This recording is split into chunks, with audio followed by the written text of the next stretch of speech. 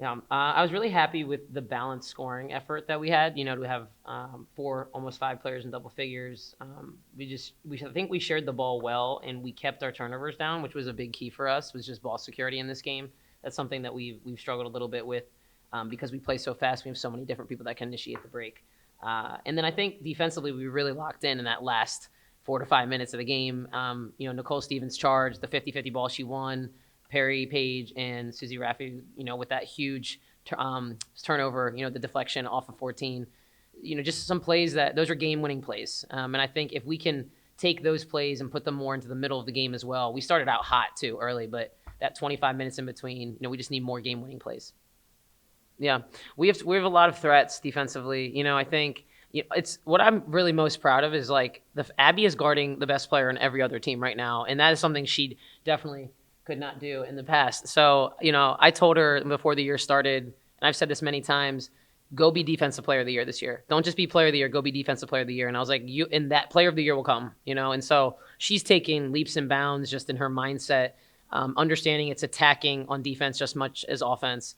And then, Perry, we call her our guard dog. She is the heart and soul for us on defense. And, she's really embraced this new role coming off the bench, but then stepped in and was a great defensive presence to start the second half.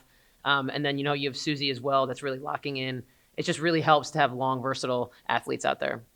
Mm-hmm.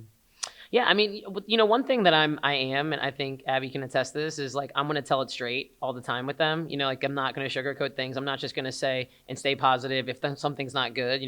We pride ourselves in the details and being a player-led program. And with that, we got to push when they don't want to be pushed. We got to pull when they don't want to be pulled. And vice versa. We challenge them to do that with us too. It's like, hey, what do you need? You guys got to tell us.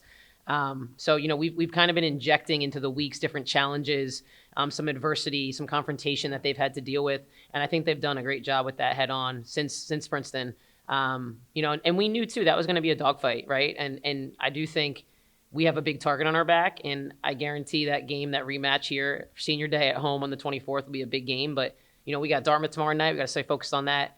We got these guys again in a week. We got Brown next week, right? Everybody's coming for us right now. So, we just got to keep creating that adversity so that we can develop that defensive cohesion. Yeah, I mean, that's been a goal of mine for a while, and I always, shy away from just going up first try. So it's definitely been something I've been working on. So yeah, it feels good. And it feels good to be able to help my team like that. Yeah. Yeah, I mean, I thought we said it was obviously super important after the loss at Princeton, get going again. We had that 10-game win streak, and obviously that kept us rolling. So I think just continuing to build on this momentum as we head into February, March. Yeah. Good one. Concur. They're a gentle excuse for us. I'm sure Chrissy would love that. I know. I think we really pride ourselves in being great teammates for one another and just instilling that confidence, and our response is a huge thing. So if any way I could help my teammates have a better response, I'm going to do that, and them as well for me. Yeah.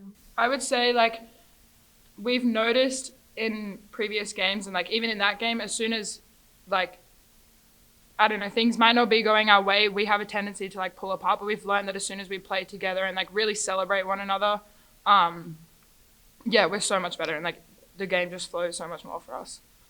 Yeah, I mean, I'd agree. Just the connection piece is really important, especially like I said, as we go into these games in March and hopefully April, we got to stay connected. So yeah, I mean, I think we really focused on making split second decisions instead of, I think we were getting really stagnant, especially at the top of the key. But as well, defensively, I think some of their main players were getting open and getting to the things that they do best. So I think once we started stopping that a little bit more, we got into a groove. But I mean, offensively, we just have to play a little bit with more pace and just keep the ball flowing instead of being stagnant in those cases.